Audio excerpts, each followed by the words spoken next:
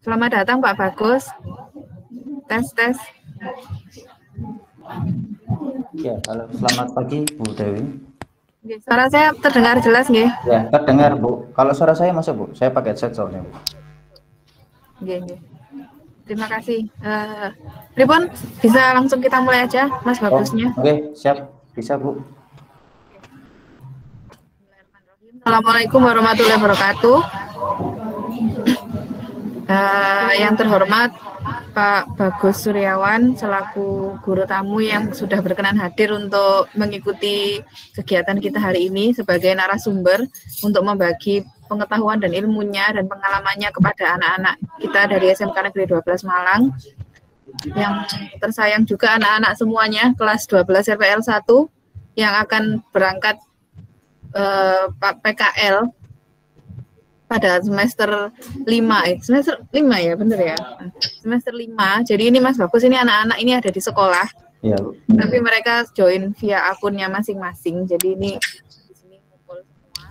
Tolong anak-anak semuanya kameranya dinyalakan biar terlihat rame. Kita agak santai memang Mas Bagus, ini kegiatannya sama anak-anak jadi tidak terlalu formal. Oke, anak-anak ini tolong perkenalkan, saya perkenalkan singkat dulu nggih. Mas Bagus ini, Mas Bagus Suryawan ini adalah karyawan ya Mas, atau apa posisinya di Inagata ini? Di Inagata kebetulan posisi saya sebagai CEO Bu, yaitu Chief Operating Operational atau bisa disebut kepala kantor lah Bu. Gitu. Oke, kepala kantor dari Inagata Technosmith ya. Jadi sudah banyak sekali pengalaman-pengalaman yang bisa kalian petik dari Mas Bagus ini. Nanti mungkin Mas Bagus akan menyampaikan beberapa hal terkait dengan kegiatan apa aja sih yang ada di industri, terutama di industri yang berkaitan dengan rekayasa perangkat lunak. Sehingga nanti kalian sebelum berangkat prakerin atau PKL itu nanti akan memiliki gambaran-gambaran yang lebih luas lagi tentang dunia usaha dan dunia industri yang bergerak di bidang rekayasa perangkat lunak.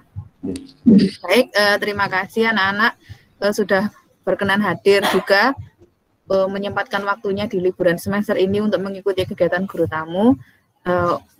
Sudah mulai jam 8 lebih 9 ya. Saya serahkan waktunya sepenuhnya ke Mas Bagus Suryawan untuk segera memberikan materinya. Monggo Mas Bagus. Assalamualaikum warahmatullahi wabarakatuh. Terima kasih atas kesempatan yang diberikan Bu Dewi dan juga SMK 12. Pada pagi hari ini saya diberi kesempatan untuk sebagai guru tamu kepada teman-teman sekalian. Ini kelas 12 Bu ya, benar nggak Bu?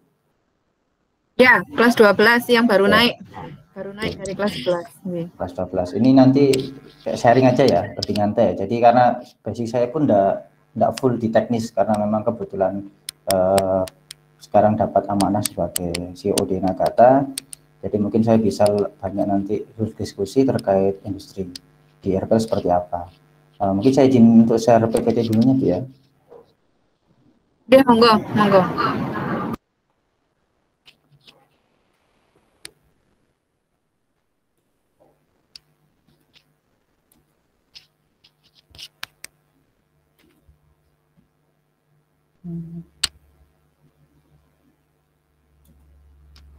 Oke, bisa saya mulai teman-teman sekalian. Saya panggilnya teman aja ya biar lebih enak kontrolnya. Jadi nanti diskusinya ini lebih kayak bisa feedback. Jadi nanti saya juga harap teman-teman sekalian bisa berpartisipasi. Nanti ketika saya ada pertanyaan bisa langsung di kolom chat begitu. Jadi mungkin perkenalan singkat, Inagata ini di Malang adalah salah satu presenter log informasi yang memang bergerak di bidang mobile development. Inagata sendiri sudah berdiri sejak 2014, jadi sudah hampir 7 tahun berdiri, dan mungkin kalau lengkap alamatnya kita ada di Gria Santa di dekatnya Rumah Sakit UB. Jadi kalau di Inagata itu ada memang divisi yang mengurusi untuk teman-teman prakerin untuk yang di SMK, namanya itu Inagata Hub. Jadi bisa di Inagata Hub itu nanti teman-teman bisa memilih beberapa program prakerin atau magang yang disediakan, mulai dari mobile, web, analisa sistem, dan desain UI UX. Untuk SMK 12 sebenarnya dulu yang pernah saya ingat itu tahun 2012 ada Mas Burhan, itu dari Multimedia. Kalau dari EPL itu yang paling banyak kenal dan komunikasi sampai sekarang masih berkomunikasi itu ada Mbak Nabila, dulu ada Mas Ageng, kalau yang terakhir kemarin ada 2. Kita tak sama, saya lupa namanya. Jadi sebenarnya sama SMK 12 ini untuk teman-teman prakerin itu setiap tahunnya pasti ada yang apa namanya prakerin di Inagata. Nah, berhubung ini kan teman-teman sekalian sudah menginjak di kelas 12. Dan saya sebelum masuk ke materi bagaimana sih industri dunia RPL, mungkin saya perlu bertanya dulu. Kira-kira mengapa pilih jurusan RPL gitu? Mungkin bisa di kolom chat jawabnya. Atau kalau misalkan pakai voice juga boleh. Suara saya masuk ya? Masuk kok Mas, masuk. Oh ya, oke. Mungkin bisa saya lihat, mungkin ada yang apa jawab, bisa memberi jawaban ke saya. Kira-kira setelah masuk kelas 12 ini, dulu awal masuk RPL kira-kira kenapa? Habis diskusi sih, saya ingin tahu. Ya bisa lewat voice atau bisa chat gitu. Saya tidak sebut namanya, nanti kalau sebut namanya mungkin bukan sama Bu Dewi, saya ingin tahu aja jawabannya, nggak apa-apa gimana. Apa dulu karena memang memang saya dari awal sudah tahu RPL itu seperti apa karena mungkin saudaranya atau temannya yang pernah ambil jurusan RPL, atau yang memang diarahkan orang tua, atau mungkin ada yang ikut sama teman. Jadi saya juga ingin tahu sebenarnya teman-teman sekalian ini masuk ke jurusan RPL memang sebelumnya sudah punya informasi atau mempunyai atau memang ada dorongan dari luar gitu. Nggak usah sungkan, bisa lewat chat, nggak apa-apa. Nanti nggak saya sebutkan namanya kok. Kira-kira teman-teman ini mau jurusan RPL, kenapa milih jurusan RPL gitu?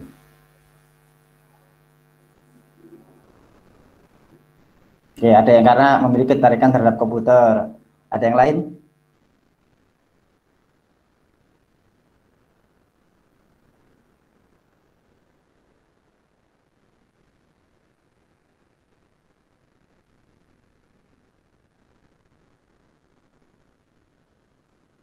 Ini baru satu ini. Ini yang hadir ada berapa ini? Ada 20, sekitar 20-an lebih. Ya. Mungkin yang lain?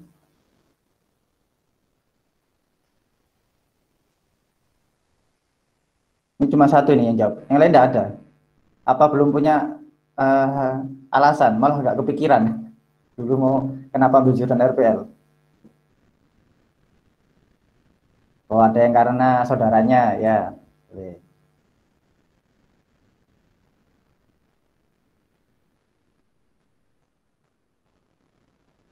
Jadi sayang kalau teman-teman ini kan udah 2 tahun ya sejak kelas 10 itu kan sudah ambil RPL. Jadi kalau sudah 2 tahun berjalan ini kan setidaknya sudah punya, oh saya kenapa sih, apa yang memang ngambil jurusan RPL gitu. Oh zonasi.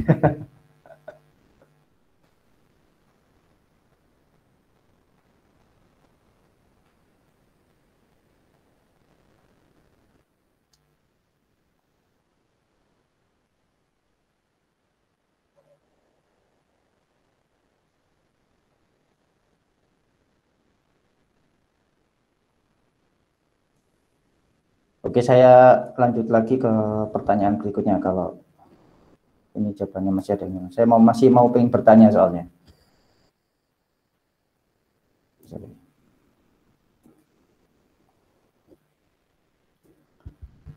Oke, selanjutnya kira-kira selama belajar di jurusan RPL selama 2 tahun terakhir ini, kira-kira apa yang didapat dari teman-teman ini? Nah, ini mestinya kan selama pembelajaran selama 2 tahun ini harusnya kan kira-kira apa ya? Oh ternyata sebelumnya saya nggak ngerti komputer, atau sebelumnya nggak ngerti pemrograman, sekarang ngerti pemrograman, atau ada hal yang lain yang didapatkan. Bisa dijawab di kolom chat.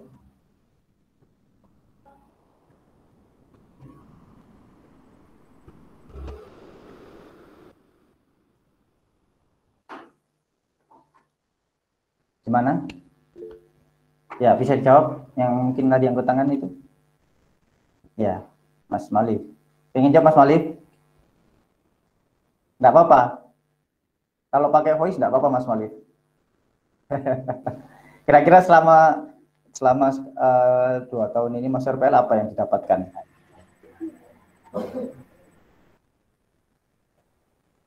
Enggak usah malu, enggak apa-apa.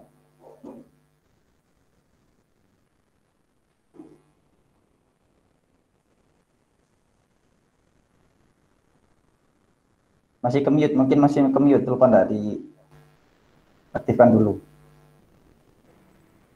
Kepencet, Pak. Oh, kepencet.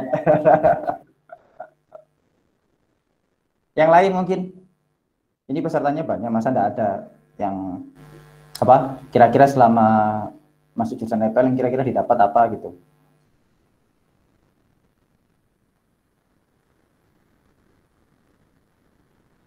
Oke, masih belum lagi. Saya lanjut ke pertanyaan ketiga kalau gitu ya.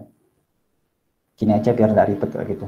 Nah, kira-kira setelah nanti teman-teman lulus ini dari jurusan EPL sudah punya nggak mau gimana? Apa mau kerja atau kalau mau kuliah tuh saya kuliah sudah tahu mau jurusannya atau seperti apa?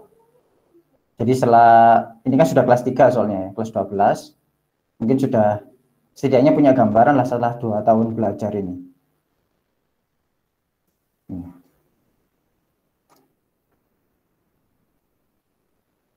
Gimana?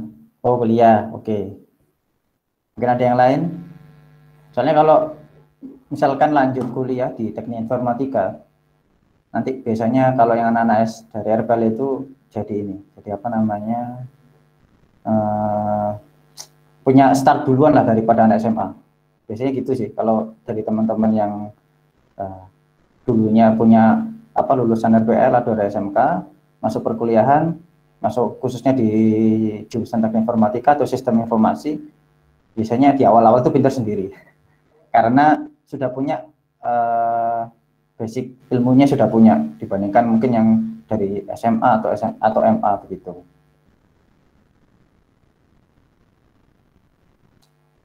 Ada yang lain? Oh, cari cuan. Iya, iya.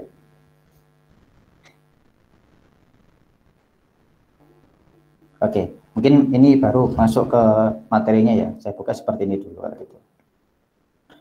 Jadi sebenarnya dunia RPL itu luas, teman-teman sekalian ya.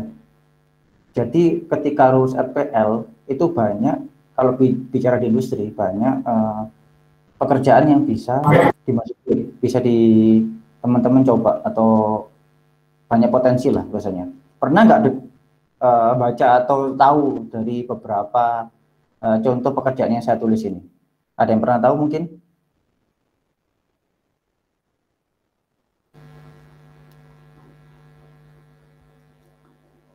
Ada yang nggak pernah tahu front end engineer, front designer gitu? Tapi belum pernah tahu. Jadi sebenarnya banyak spesifikasi atau kualifikasi dari RPL. Jadi apa ya, sebenarnya teman-teman tuh masuk di RPL itu juga banyak sekali potensinya ketika nanti keluar di industri kerja. Jadi nggak usah minder, nggak usah bingung. Kalau yang kuliah jurusannya juga banyak, bisa masuk teknik informatika, ada sistem informasi, begitu. Begitupun di dunia pekerjaan juga banyak. Nah, nanti tinggal teman-teman mungkin selama sekolah, selama belajar, nanti ketika lulus mau difokuskan di bidang apa, karena RPL atau terkait di dunia informatika itu perkembangannya cukup pesat. Jadi pasti banyak teknologi yang selalu berkembang, selalu ada yang update begitu. Jadi bagaimana teman-teman ini meningkatkan kemauannya untuk belajar gitu.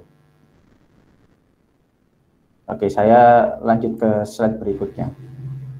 Nah, jadi mungkin di sini baru saya masuk bagaimana sih di dunia industri TI atau gampangannya suatu perusahaan IT itu mengerjakan. Lagi.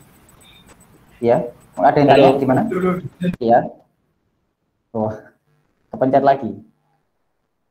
Oke, jadi mungkin untuk teman-teman yang bingung ketika nanti mau lulus kerja, itu mungkin saya kasih gambaran bagaimana suatu perusahaan IT itu apa namanya, model bisnisnya seperti apa. bisnisnya biasanya itu ada perusahaan IT itu berbasis produk atau project. Kali ini saya mau bahas itu lebih ke project. Tapi saya enggak terlalu ke bisnisnya ya. Jadi misalkan Inagata itu mendapatkan suatu project IT, entah itu buat sistem atau informasi, entah itu buat aplikasi gitu atau sebentuk software. Ya. Pertama kali yang akan dilakukan ketika ada project itu adalah melakukan analisa. Nah, ketika analisa ini biasanya yang melakukan adalah bagian ada sistem analis, ada administrasi. Jadi kayak misalkan teman-teman membuat website kan nggak mungkin kalau nggak dianalisa dulu. Websitenya mau seperti apa, kontennya mau seperti apa, nanti mau ditampilkan seperti apa, atau ciri khasnya seperti apa. Nah, itu makanya butuh dianalisa. Lalu ketika analisa itu sudah dilakukan, jadi sudah mengumpulkan bahan-bahan dari klien, baru lakukan desain. Maka di sini dilakukan ada desain UI, UX. Jangan salah, untuk jurusan RPL pun banyak ketika di dunia pekerjaan itu mengembangkan atau punya potensi sebenarnya di dunia desain UI UX. Kalau multimedia itu bisa lebih ke grafis. Kalau RPL itu bisa nanti mengembangkan potensinya di desain UI atau UX. Jadi hasil analisanya tadi nanti dibuat desainnya seperti apa, baru dilakukan development. Oh ternyata kliennya ini butuh website saja, berarti butuhnya backend sama front end. Kalau misalkan kliennya butuh aplikasi dalam bentuk mobile, baru di situ nanti juga masuk mobile developer. Nah, ketika selesai development, baru dilakukan namanya testing. Nah, testing ini bertujuan untuk pengecekan apakah dari hasil analisa di awal ketika diimplementasikan dalam source code atau hasil development itu ketika dites bisa berjalan. Nah, untuk lakukan testing ini ada namanya quality assurance sama quality control. Baru setelah dinyatakan testing lulus, berhasil dan memang sudah siap di launching, barulah kita masuk namanya status live. Nah, status live ini biasanya yang dilakukan itu adalah update dan maintenance. Jadi bagaimana sistem ini tetap update berjalan sebagaimana semestinya, dan maintenance biasanya tetap ada bug-bug yang muncul dan sebagainya, itu bisa teratasi. Oke. Mungkin ini kalau saya sih sarankan biar apa diskusinya ngalir, lebih saya sharing ya. Kalau saya itu setiap nanti saya penjelasan bisa ada pertanyaan enggak apa-apa, jadi enggak harus nunggu selesai. Kalau nanti selesai takutnya nanti penjelasan saya di awal lupa. Gimana? Mungkin ada yang bertanya dari yang saya sampaikan tadi terkait bagaimana sih proses industri itu bisa mengerjakan suatu project begitu. Jadi nanti ada hubungannya ketika saya bicara banyak sebenarnya kualifikasi atau potensi di dunia RPL, di dunia industri kerja itu. Sedikitnya adalah ketika perusahaan itu mendapatkan suatu project gitu. Mungkin ada yang mau tanya atau yang kurang paham terkait penjelasan saya tadi, nggak apa-apa, bisa sambil tanya.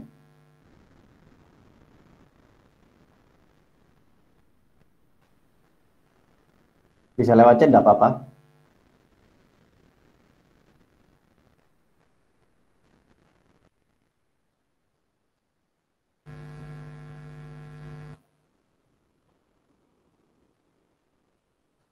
Oke, kalau belum ada pertanyaan saya lanjut lagi.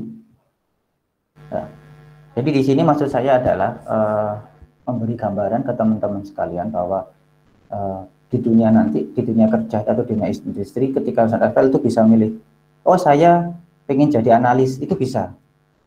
Misalkan teman-teman nggak bisa ngoding, bukan nggak bisa ya, mungkin kemampuan di codingnya kurang, tapi saya suka menganalisa suatu sistem atau menganalisa suatu permasalahan, itu bisa masuk di namanya sistem analis. Ada dua biasanya, itu kan yang administrasi karena harus mengumpulkan dokumennya. Kalau yang sistem analis berarti dia harus bisa mensistemkan atau menganalisa kebutuhan dari satu proyek. Nah, ini saya coba jelaskan satu-satu lebih detail. Jadi misalkan sistem analis. Jadi teman-teman ini yang biasanya ini yang kemampuan codingnya mungkin masih kurang atau memang lebih senang ngobrol atau berorganisasi, itu bisa masuk ke sistem analis teman-teman RPL. Jadi yang dibutuhkan pertama itu komunikasi. Jadi bagaimana teman-teman ini bisa berkomunikasi dengan klien, bisa komunikasi dengan tim, untuk menyampaikan kebutuhan dari klien seperti apa. Lalu bisa menganalisa. Jadi katakanlah membuat website seperti yang saya contohkan, membuat website sekolah misalkan, kan harus bisa menganalisa terlebih dahulu apa yang mau ditampilkan, informasinya seperti apa, kontennya seperti apa, gitu. Lalu punya kemampuan teknis. Teknis ini dalam arti, oh ketika saya membuat website dengan jangka waktu 1 bulan, saya harusnya pakai teknologi apa nih yang cocok, yang efektif seperti apa, yang efisien seperti apa, gitu. Jadi bisa memilih teknologi atau teknis apa yang sesuai untuk pekerjaan yang akan dilakukan. Untuk teman-teman yang memang di sekolah suka ikut organisasi OSIS dan sebagainya, nah kemampuan manajemennya itu dibutuhkan di situ. Bagaimana mengelola pekerjaannya itu biar bisa selesai tepat waktu, begitu. Jadi bisa mengelola secara efisien mungkin pekerjaannya bagaimana itu lebih smooth biasanya kalau di kita gitu. Nah ini teman-teman dari RPL bisa masuk di sistem analis itu. Jadi tidak melulu kalau biasanya kalau di Packard kan pilihannya kalau enggak back end, front end. Itu juga masih kadang ada beberapa teman-teman yang bingung back end, front endnya seperti apa. Itu nanti saya juga jelaskan. Nah, ini juga teman-teman yang memang kemampuan untuk melakukan coding itu masih kurang, bisa mungkin belajar sistem analis begitu. Oke, selanjutnya desain. Jadi kalau desain di RPL itu teman-teman bisa masuk di desain UI atau UX. Kalau yang dari multimedia itu biasanya masuk ke desain grafis. Ini banyak di dunia industri TI atau IT. Memang teman-teman yang basicnya dari RPL atau bahkan dari perkuliahan itu jurusannya teknik informatika, ternyata di dunia industri dia masuk ke desain, dan itu di Nagata pun ada. Dulu SMK-nya ambil RPL, terus melanjutkan kuliah ambil teknologi informatika, ternyata di dunia industrinya ternyata dia punya potensi dan minat di bidang desain, itu bisa menggunakan di UI UX. Nah, UI sendiri, UI sama UX itu sebenarnya saling melengkapi, tapi biasanya ada ya, biasanya di dunia industri nanti terpisah. Jadi kalau UX itu lebih ke user experience, kalau UI itu lebih ke user interface. Jadi kalau teman-teman yang tadi di sistem analis suka, oh bagaimana sistem ini biar bisa berjalan dengan tepat, terus bagaimana tata letak buttonnya dan sebagainya, itu biasanya lebih ke UX. Karena dia senang melakukan riset, itu yang biasanya minatnya di situ di UX. Kalau di UI biasanya dia lebih ke interface. Bagaimana visualnya, suka bermain warna, bagaimana layouting, nah itu biasanya di UI. Mungkin dari teman-teman di RPL yang punya minat seperti itu bisa mengembangkan potensinya di desain UI dan UX gitu. Nah, masuk ke website dan mobile developer. Jadi teman-teman yang memang punya kemampuan coding itu mumpuni atau senang berkembang, itu biasanya di dunia itu nanti pada akhirnya biasanya milih salah satu. Kalau memang dia lebih suka main di website, pakai website. Oh ternyata lebih suka di mobile, pakai di mobile. Sebenarnya ini lebih perbedaannya cukup di platformnya saja. Jadi kalau website ya memang akan tampil di laptop, PC, seperti itu. Kalau mobile ya memang dia lebih suka membuat aplikasi yang akan tampil di mobile. Gitu. Itu nanti biasanya ketika masuk industri baru ketemu, oh ternyata saya lebih suka menggunakan di mobile atau di website. Banyak seperti itu dari kalangan teman-teman yang bekerja di industri informatika. Kalau di website sendiri itu biasanya dibagi ada 3. Jadi ada front end, back end, sama full stack gitu. Jadi kalau teman-teman yang suka ngoding tapi merasa lebih suka bagaimana tampilannya ini inovatif, itu bagaimana menarik, biasanya lebih ke front end. Ini kebanyakan teman-teman cewek yang ambil di front end gitu.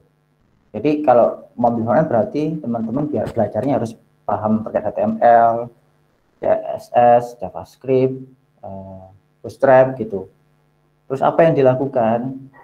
Biasanya bagaimana memvisualkan web page atau mengimplementasikan desain yang sudah dibuat dari tim desain. Itu front end biasanya di situ. Nanti kalau di dunia industri nanti ada pembagiannya lagi mungkin, tapi saya nggak bahas sejauh itu. Jadi yang lebih ke bedanya front end, back end, dan fokus saja. Nah, kalau teman-teman yang lebih suka menganalisa, lebih main ke logic, itu bisa masuk ke back end, bagaimana sistem itu bisa berjalan. Jadi belajarnya PHP, Python, Ruby, dan database, biasanya MySQL atau Oracle. Nah, yang dilakukan biasanya bagaimana membuat web server, aplikasi, dan database ini bisa saling bekerja dan secara smooth. Gitu. Tapi juga ada mungkin dari teman-teman yang, oh saya enggak mau ikut kategori front end, back end, saya suka belajar hal apapun begitu. Suka senang belajar bahasa pemrogram apapun, itu biasanya disebut full stack gitu. Dan memang suka melakukan multitasking, suka mengerjakan apapun ya. Biasanya teman-teman developer yang masuk di situ itu masuk kategori full stack. Nah, ini yang untuk di parkerin, supaya teman-teman masih ada bimbang lah, saya bilangnya masuk di front end kah, atau di back end, atau full stack gitu. Lalu setelah development selesai, itu ada namanya quality assurance dan control. Nah, ini adalah misalkan teman-teman di RPL punya potensi, oh saya enggak terlalu minat untuk coding, saya menganalisa juga kurang optimal, tapi saya suka ngetes gitu, suka testing, intinya punya rasa keingintahuannya tinggi gitu ya. Biasanya teman-teman ini masuk di quality assurance dan control gitu. Jadi setelah suatu pekerjaan itu selesai, setelah development, biasanya nanti ada tim QA bahasanya atau tim QC yang nanti melakukan testing apakah pekerjaannya ini ataukah aplikasinya ini sudah berjalan sesuai dengan yang sudah dianalisa atau sudah ditentukan di awal begitu.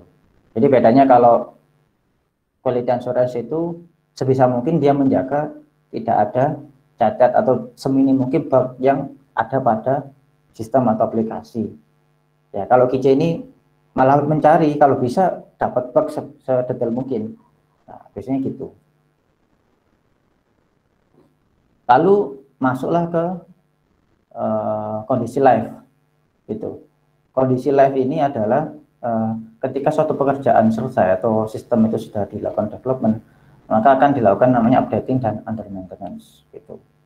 Jadi tergantung dengan kesepakatan, biasanya kita ada 6 bulan atau 3 bulan masa maintenance atau update-nya. Kenapa perlu diupdate? Karena teknologi ini berkembangnya cukup pesat. Biasanya mungkin kalau Anda teman-teman paham ada library-nya perlu diupdate, karena ketergantungan juga dengan sistem yang lain, misalkan browsernya update, dan sistemnya harus diupdate bagaimana biar tampilnya juga bagus. Ya, jadi perlu diupdate. Lalu maintenance juga perlu dilakukan. Kenapa? Karena ada kalanya itu ada kondisi-kondisi yang mungkin tidak terpikirkan gitu. Entah tiba-tiba servernya down atau mungkin ada error yang harus segera diperbaiki, itu makanya lalu perlu dilakukan namanya maintenance itu. Mungkin pembahasan saya bagi sampai sini dulu. Nanti yang terakhir mungkin penutupnya nanti setelah diskusi. Nah, jadi mungkin ada yang ditanyakan atau perlu diskusikan dari teman-teman terkait penyampaian saya tadi, bagaimana di industri RPL itu sendiri.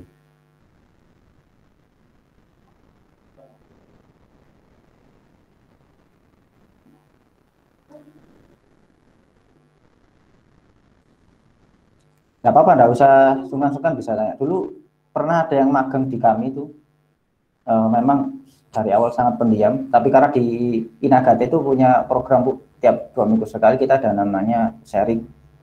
Jadi harus presentasi memang, materinya bebas. Nanti kita memang melatih untuk teman-teman yang di SMK pun ini bisa belajar berkomunikasi. Nah, selama 6 bulan waktu saya diantarkan sama tim yang memang mengurusi magang ke sekolah itu, sampai gurunya yang menyampaikan, wah dulu ini anak diam sekali tapi sekarang bisa seaktif ini begitu. Jadi teman-teman ini tidak apa-apa kalau ada kesempatan untuk seperti ini bisa ditanyakan, mungkin yang tidak ngerti seperti apa bisa diskusikan begitu.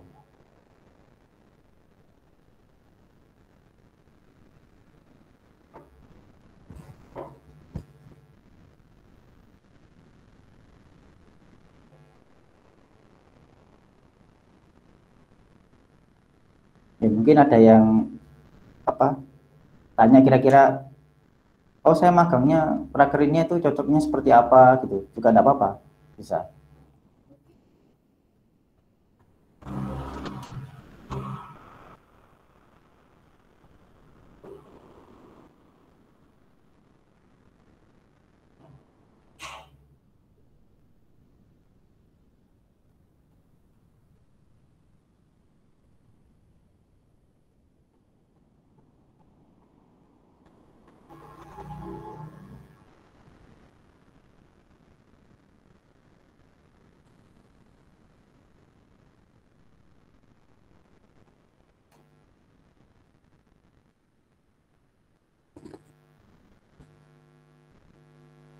Mungkin siswanya di sekolah ada yang bertanya, Bu Dewi, tidak ada yang ingin bertanya mungkin, atau perlu diskusikan? Ada ini sepertinya. Sudah. Oh ini ya, ditulis di chat. Oh oke, siap. Jadi pertanyaannya langsung terkait gaji, Bu. Jadi chat. Jadi kalau gaji programmer itu tergantung dengan kemampuannya, Mas. Ya. Jadi tidak bisa disamaratakan, tergantung dengan kemampuannya, tergantung juga dengan skala yang dikerjakan proyeknya seperti apa. Gitu. Kalau misalkan teman-teman bisanya PHP natif, pasti akan berbeda dengan teman-teman yang bisa PHP yang bisa pakai framework. Gitu. Bisa pakai CI, pakai Laravel, gitu. Itu pasti berbeda. Nah, nanti akan beda lagi kalau teman-teman yang bisa pakai API, gitu. Jadi kalau saran dari saya sebagai pelaku di industri, itu bisa mungkin sambil mengembangkan bagaimana pakai RESTful API. Jadi sudah bisa main API lah, API atau API, gitu. Jadi itu tergantung dengan kompetensi dari teman-teman sejauh mana, gitu. Ini ada pertanyaan lagi ini Mas, saya sampaikan lewat sini. Iya, Bu. Ini ada yang bertanya tips and trick untuk menyesuaikan diri di awal PKL. Jadi kan anak-anak ini nanti kan mau berangkat dan selama 1 tahun lebih, sudah satu setengah tahun ini kan anak-anak di rumah kan, dirumahkan selama masa pandemi ini. Jadi pengalaman mereka untuk bertemu satu sama lain antara siswa dan juga antara siswa dengan guru atau dengan pihak-pihak lain itu sangat-sangat minim sekali.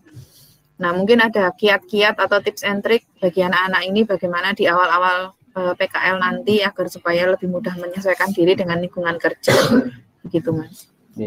Oke. Jadi untuk tips dan triksnya di dunia untuk ketika PKL bagaimana? Jadi pertama-tama kalau mungkin saya contohkan dulu di Nagata ya. Kalau di Nagata biasanya memang kami di awal itu tidak langsung masuk ke teknis, Bu. Jadi ada pengarahan. Gimana sih kalau tadi kan setiap perusahaan punya kulturnya masing-masing. Jadi kalau di Nagata kami bisa sampaikan dulu kulturnya seperti apa. Jadi kalau teman-teman di sini tuh kerjanya seperti apa. Biar kita kenalkan juga ke seluruh tim bagaimana biar sama-sama kenal. Nah, ketika di perusahaan lain seperti apa. Jadi kalau saran saya ke teman-teman ini coba belajar untuk mengamati kondisinya dulu.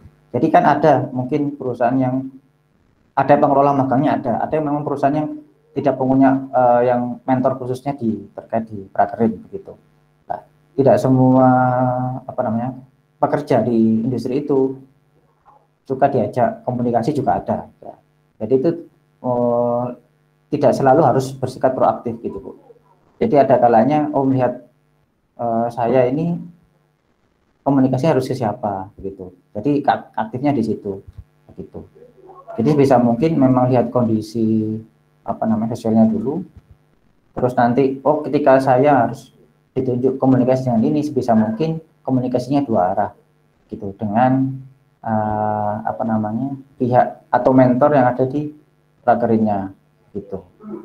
Nah, ketika nanti komunikasinya sudah cair, di situ nanti kesempatan teman-teman ini selama prakerin bisa banyak belajar gitu. Jadi kalau kunci awalnya itu bagaimana menjalin komunikasinya itu sebaik mungkin dengan industri gitu.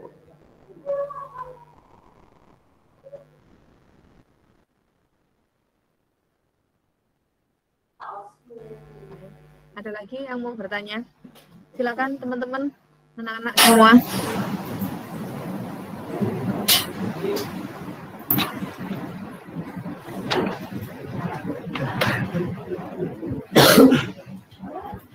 Apa ada yang pengen main ke Inagata? Ini sepertinya ada beberapa yang pengen lihat-lihat.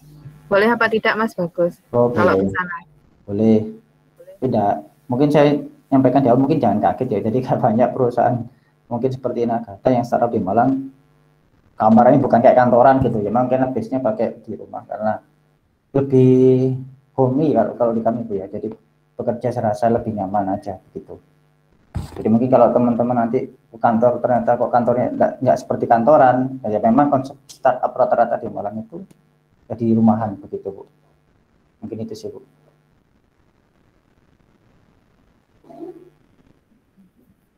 Anak-anak yang mau tanya? Anissa, mungkin ada yang mau ditanyakan Anissa? Biasanya Anissa ini bertanya, sekarang diem. Bu, sekolahnya online jadi banyak diemnya sekarang Bu.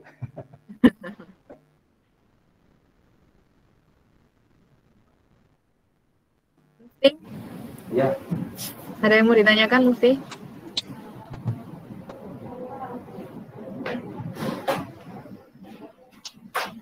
Noval, Febrianti, Lintang. Luki. Sepertinya sudah tidak ada yang bertanya ini, Pak. Oke, Bu. Mungkin saya sedikit tutup ya, Bu. Jadi terkait di dunia industri. Jadi mungkin teman-teman bagaimana sih di dunia industri RPL itu sebenarnya apa yang perlu dibutuhkan untuk lulusan-lulusan mungkin di dunia RPL ketika masuk ke industri.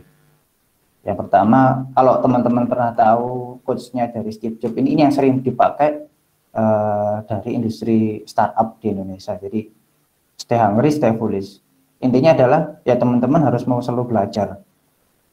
Jadi jangan merasa ketika pencapaiannya atau di sekolah itu pintar atau merasa sudah lebih baik di selama sekolah, terus ketika di dunia industri itu merasa merasa sudah cukup dan tidak belajar. Itu biasanya ada kurang di situ. Itu juga pernah kayak kami temui Bu. Jadi ada yang memang siswa magang prakerin itu memang dari sekolahnya sering ikut lomba, punya kemampuan yang lebih dibandingkan teman-temannya, tapi dia tidak mau belajar dari industri itu. Jadi merasa punya kelebihan sendiri gitu. Itu yang kalau bisa ketika di industri, di kerja apapun itu selalu belajar, selalu mau punya kemauan untuk belajar dan mengupdate informasi begitu. Terus yang kedua, ketika di dunia industri itu kalian tidak berkumpul dengan teman-teman saja, tapi dengan orang-orang baru, dengan banyak orang yang mereka bukan teman sekolah, jadi harus belajar berkomunikasi, memperbaiki komunikasi karena penting. Ketika suatu proyek itu tidak bisa hanya dikerjakan developer saja. Jadi seperti runtutan yang saya sampaikan tadi, mulai ada yang sebagai analis, ada yang sebagai desainer, ada yang nanti sebagai testing. Nah, ini harus bisa berkomunikasi agar pekerjaan itu bisa diselesaikan dengan tepat waktu dan dengan secara optimal, begitu. Karena ini yang harus dibangun mulai dari sekarang ya, untuk teman-teman dari SMK. Yang terakhir harus pintar googling. Bukan berarti apa namanya asal googling, bukan, tapi bagaimana teman-teman ini bisa menggoogling secara tepat. Jadi ketika apa namanya melakukan satu pekerjaan atau nanti ketika menemukan kendala, Google itu banyak bisa memberi solusi. Cuman bagaimana kita itu memanfaatkan Google dengan tepat secara optimal. Gitu. Jadi tidak asal googling, tapi juga bisa mendapatkan informasi yang baik. Ini sih. Jadi kalau dari kami dari Inagata, kita tidak memberi apa namanya tips trik yang teknis, karena semuanya itu punya kesempatan yang sama ketika masuk di dunia industri. Tinggal apakah kita mau punya kemauan untuk belajar, terus mau berkomunikasi, terus memang punya kemauan untuk selalu rasa ingin tahunya tinggi, gitu. Itu sih mungkin penutup dari saya, Bu, gitu. Terima kasih Pak Bagus dan juga anak-anak semua. Alhamdulillah ini kita sudah tersampaikan materi hari ini dari Inagata diwakili oleh Mas Bagus Suryawan. Saya selaku guru dan juga kepala program keahlian rekayasa perangkat lunak di SMK Negeri 12 Malang. Mohon maaf yang sebesar-besarnya atas segala keterbatasan dan ketidaknyamanan yang terjadi selama kegiatan ini, karena memang masa pandemi ini kita tidak diizinkan untuk terlalu memiliki kelas yang besar dan datang secara tatap muka ya. Jadi ini ada sebagian anak-anak yang memang datang ke sekolah karena ada tuntutan internet. Begitu. Saya juga mewakili dari pihak sekolah seluruhnya, warga SMK Negeri 12 Malang mengucapkan terima kasih sebesar-besarnya kepada Mas Bagus dan juga dari Inagata semuanya. Mohon nanti kerjasama kita ini bisa dilanjutkan dalam berbagai macam bentuk yang sama-sama memberikan keuntungan bagi kedua belah pihak dan juga bagi masyarakat dan juga terutama bagi anak-anak semuanya. Untuk anak-anak pengumumannya ini nanti resume dari kegiatan hari ini bisa dikumpulkan, harus dikumpulkan ya, bukan bisa, wajib dikumpulkan di e-learning, di course pembekalan prakerin, pembekalan PKL semester genap tahun 2021. Di situ nanti ada link untuk mengumpulkan resume atau rangkuman kegiatan kita hari ini. Segera saja dikumpulkan. Nanti rekaman dari video conference kita pagi ini akan diupload di YouTube-nya RPL SMK 12 Malang. Begitu ya anak-anak. Anak-anak apa yang ada yang mau ditanyakan sebelum diakhiri? Oke. Demikian saya akhiri. Semoga kegiatan kita ini bermanfaat di masa yang akan datang. Terima kasih sekali lagi. Assalamualaikum warahmatullahi wabarakatuh. Waalaikumsalam warahmatullahi wabarakatuh. Terima kasih Bu atas kesempatannya. Aldo mau